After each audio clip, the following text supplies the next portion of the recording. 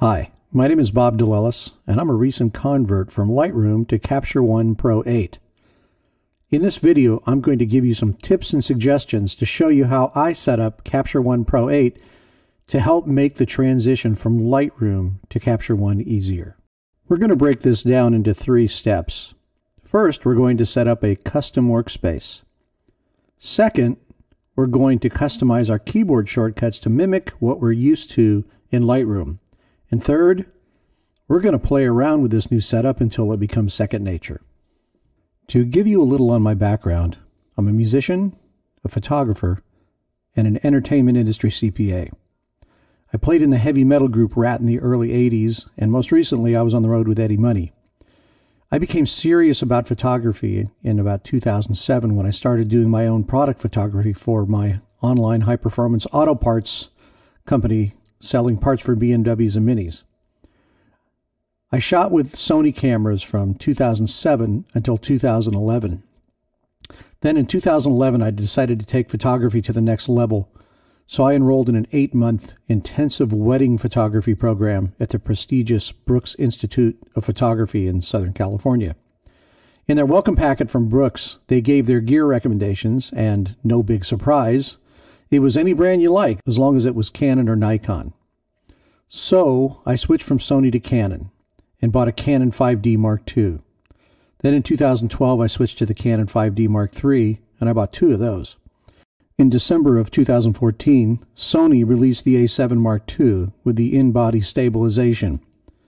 This technology originally was inherited in their 2006 purchase of Minolta.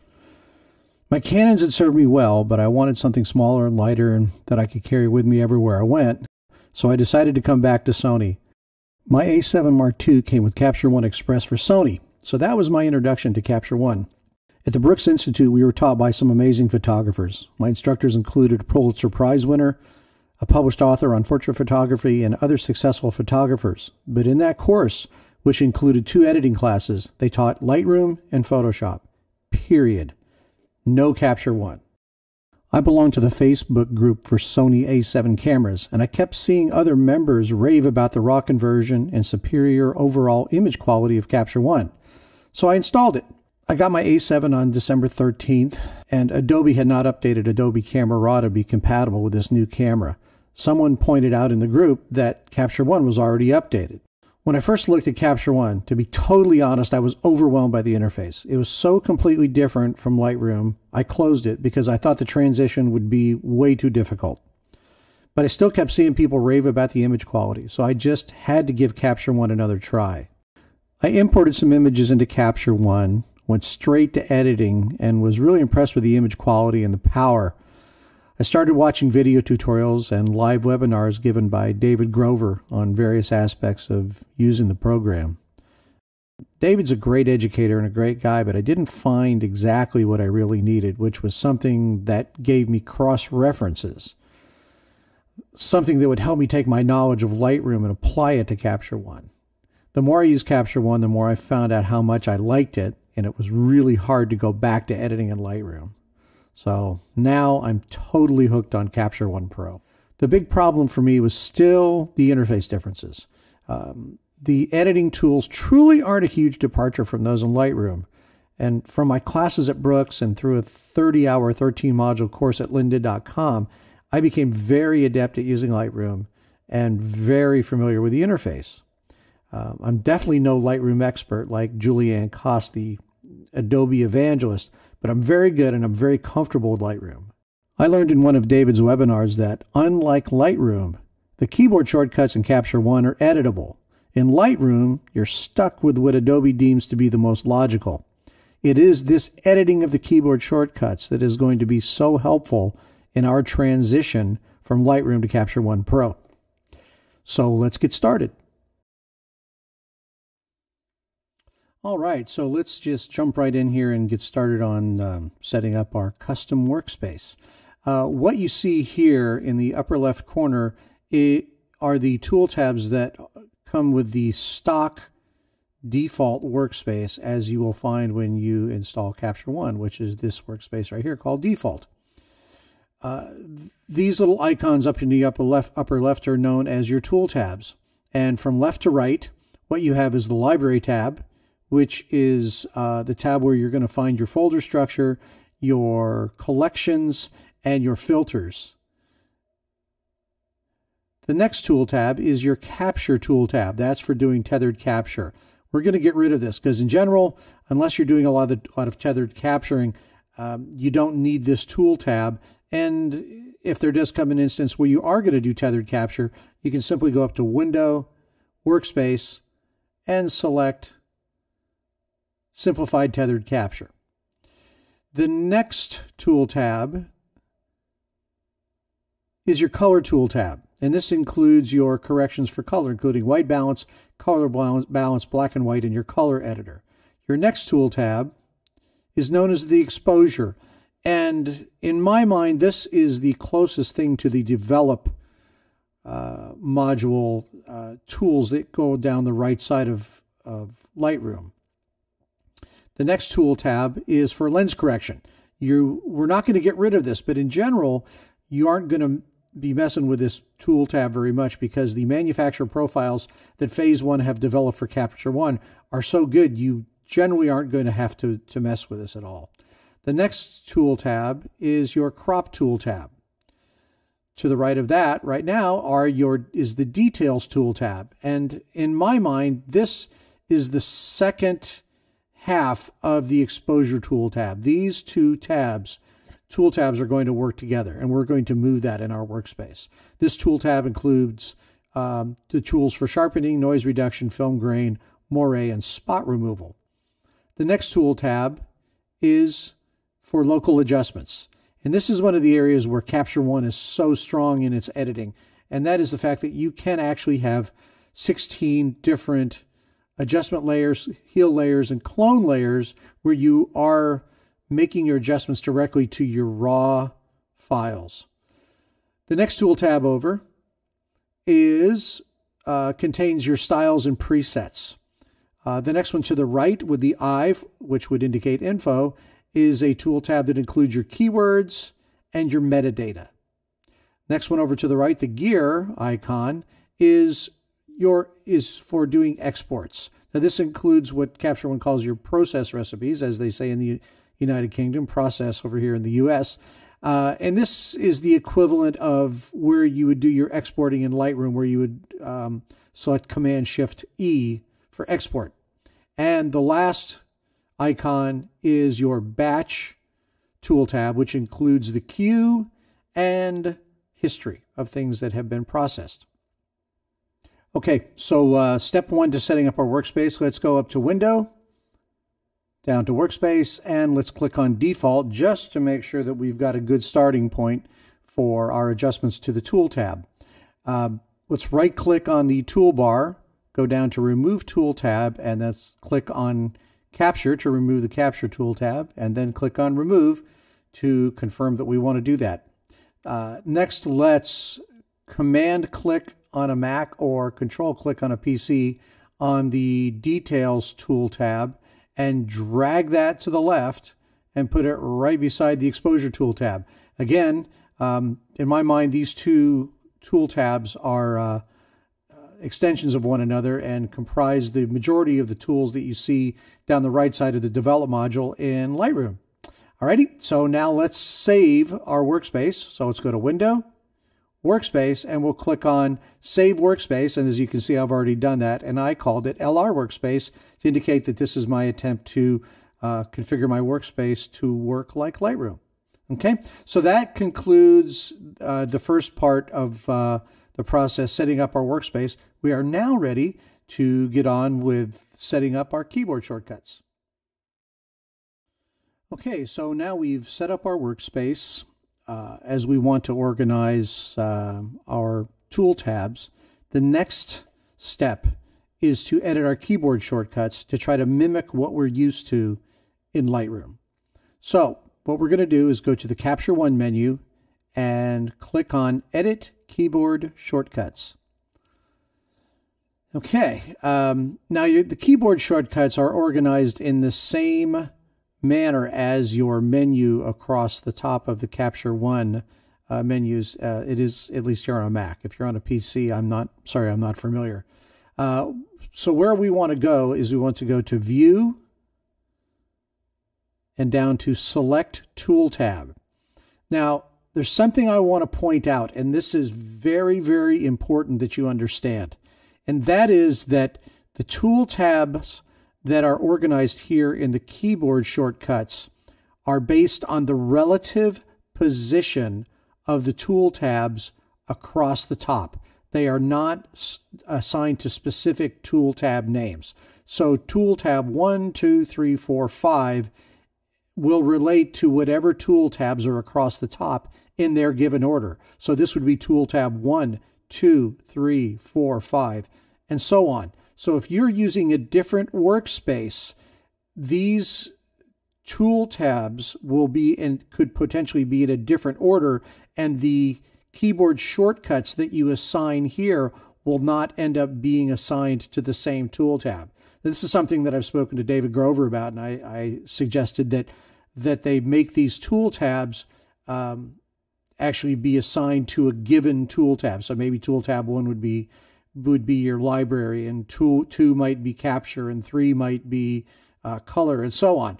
But nonetheless, as long as you understand that whatever order they are here, they have to coincide with the tool tabs in the order they are here for the workspace that you're using at that particular time. If you want to set up different keyboard shortcuts for different workspaces, then you'll have to create multiple keyboard shortcut files that you can then switch to when you change workspaces. As you can see here, I have multiple keyboard shortcut files already set up. I ended up using one that I called Lightroom style, and part of that is because I knew I was going to do this video and wanted it to relate to the topic of the video. Okay, so what I did is I assigned letters to the tool tabs that either coincided with Lightroom or made sense if there was not a Lightroom equivalent.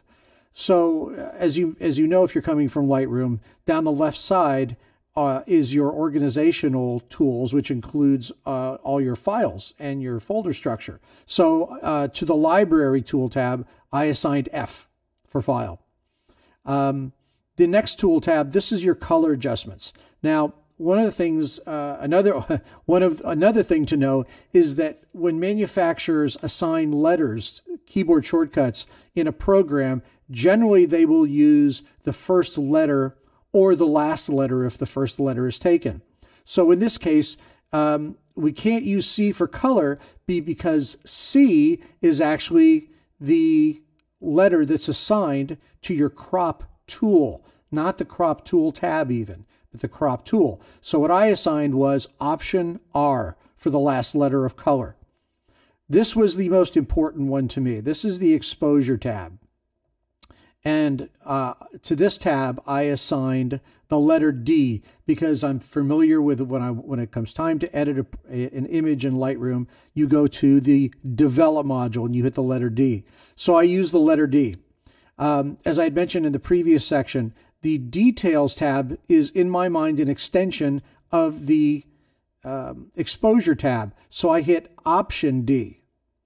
Now, before I go any further, let me also explain something. I went through a couple different versions of letters before I arrived at these. One of the things that I found that I wanted to achieve was I wanted to use letters for the common tools and tool tabs that would be on the left side of the keyboard. And the reason is generally you either have your hand on your trackpad, your mouse, or the pen from your Wacom tablet. So the more that I could do with my left hand without having to leave the keyboard or put my Wacom pen down or leave the trackpad, the more efficient I was going to be. So that's why that was the method that I used to choose a lot of these letters.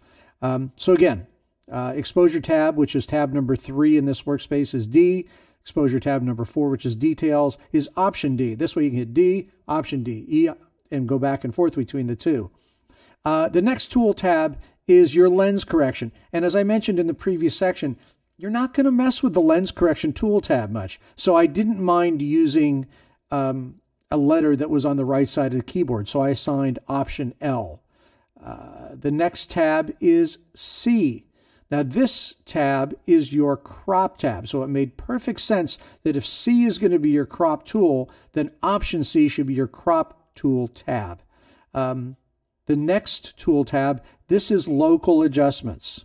Now the letter L is already taken.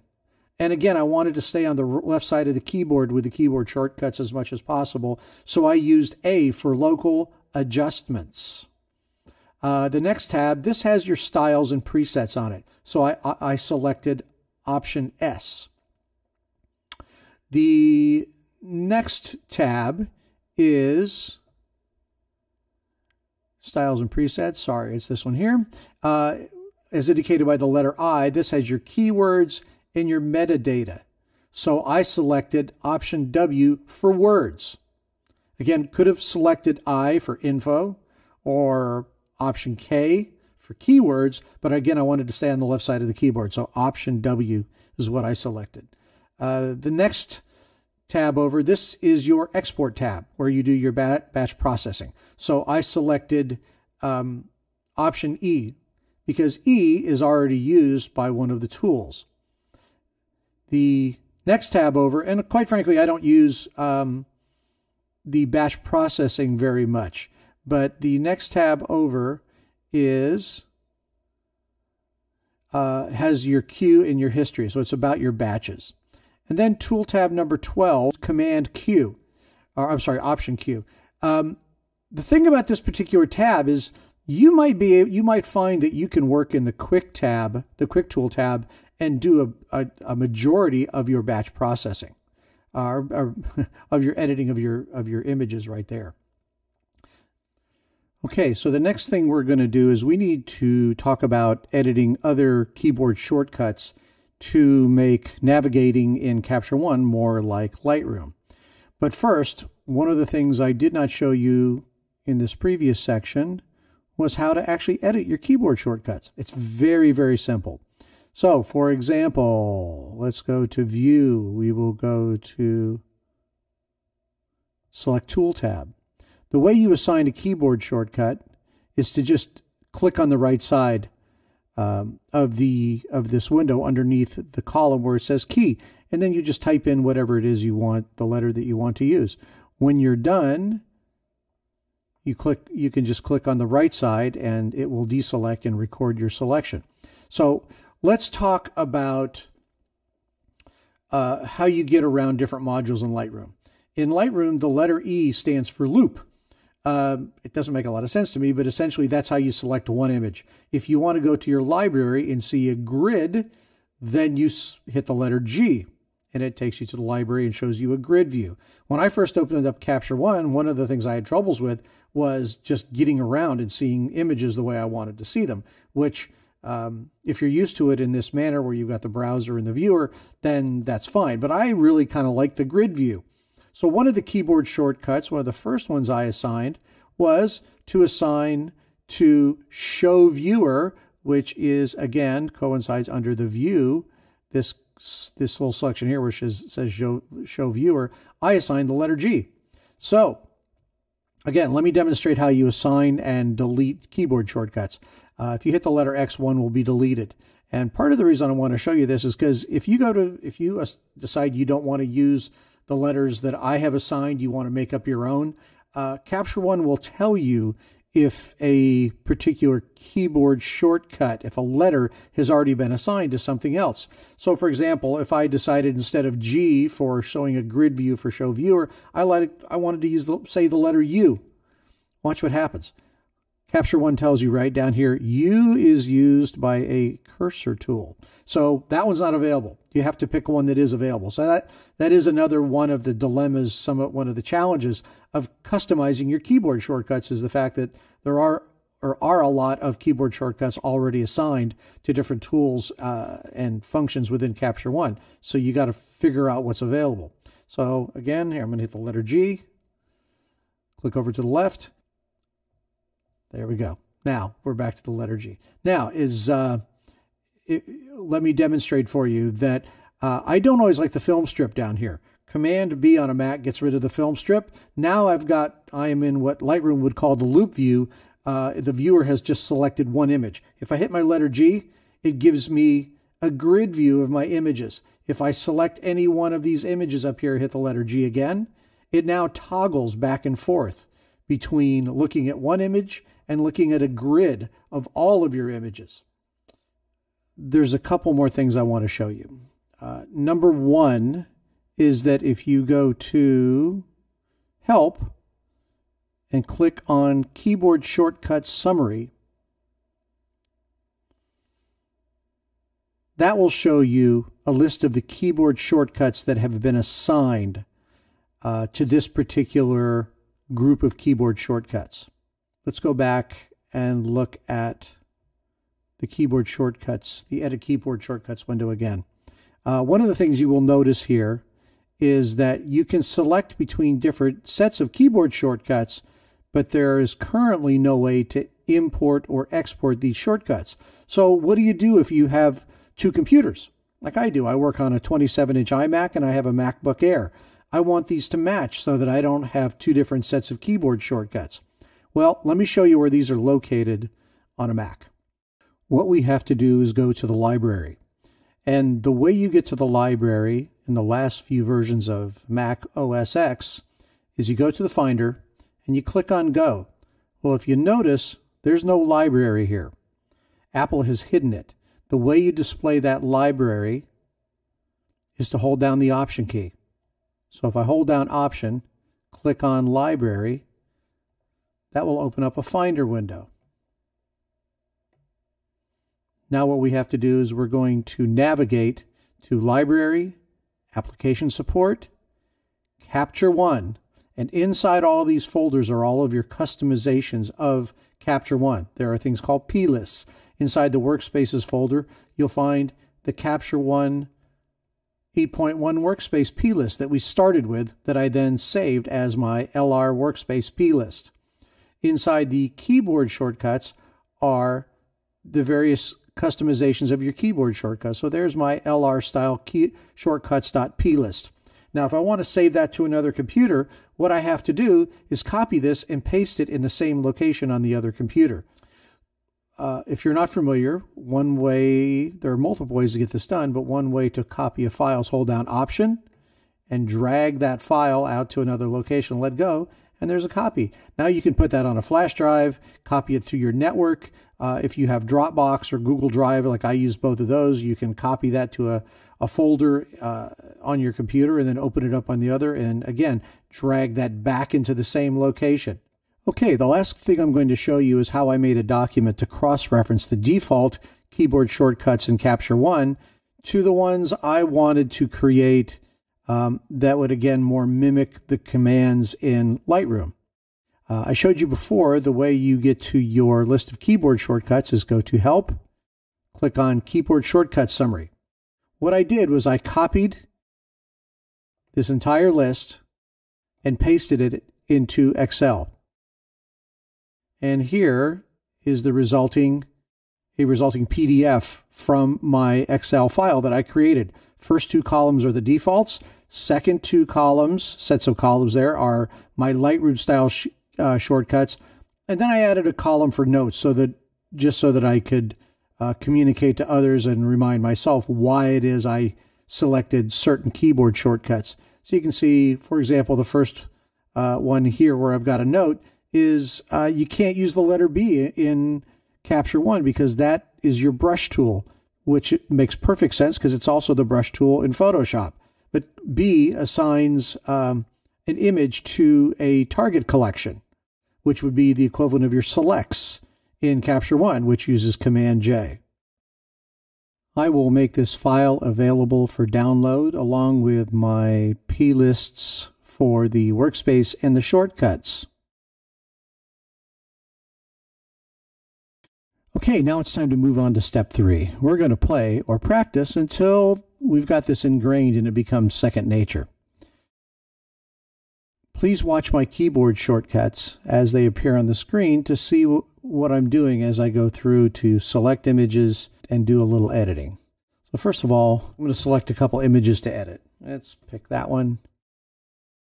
And that one, kind of like that one. And but this one from a wedding, this one from a wedding on the beach, and a couple of product photos. Also what I want to do is I want to show you how to delete images. So using green for keep and red for discard. So I'm going to make a virtual copy of this one, and I'm going to hit the letter X to indicate that that one is going to be a reject. Now, to get just the rejects, I'm going to go Option X, and that gives me just the rows. I'm going to go Command A, select all, Command Delete, and away goes that variant. Now, if I hit Option X again, it removes the filter for the reds. If I want just the greens, I'm going to go Option Equals, and that gives me just the green ones. If I hit Option Equals again, then that removes the filter and gives me all of the images. So let's go Option Equals, get just the green images, and just go through and just watch as I edit just a few of these images and the keyboard shortcuts that I'm going to use to help make this quicker.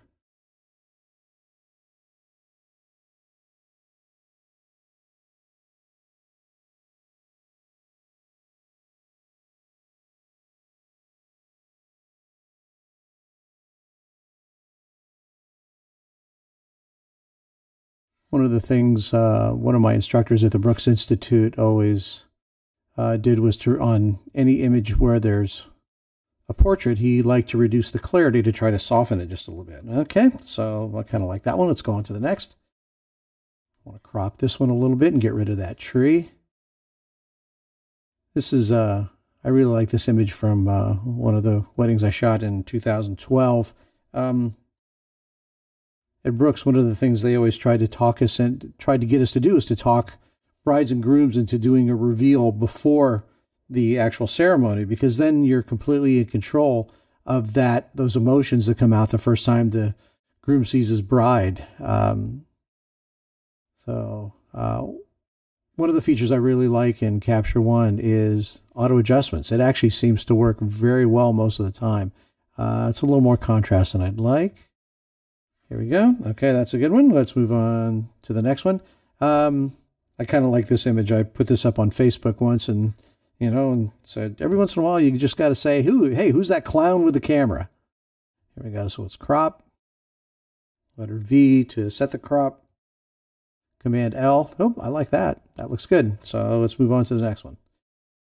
Okay, I want to change the framing of this one a little bit. So let's crop down here and try to get the happy looking groom to be the center of attention. And L, pretty good. I kind of like it like that. Actually, let's bring up the shadows just a touch. Let's brighten it just a little bit. There we go. Okay, let's move on to the next one. This one looks a little dark. It's some of the people on the beach here are backlit. So let's see what Capture One does automatically. And not bad. These people over here are still a little dark, so how about we brighten the shadows?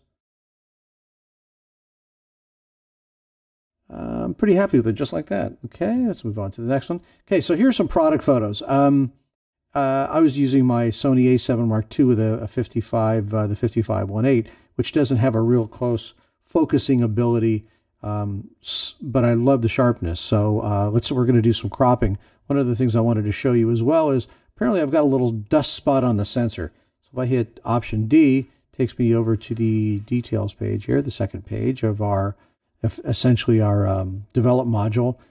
We can click on the O. Let's make our cursor just a little bigger. I'm using a Wacom tablet. Oops.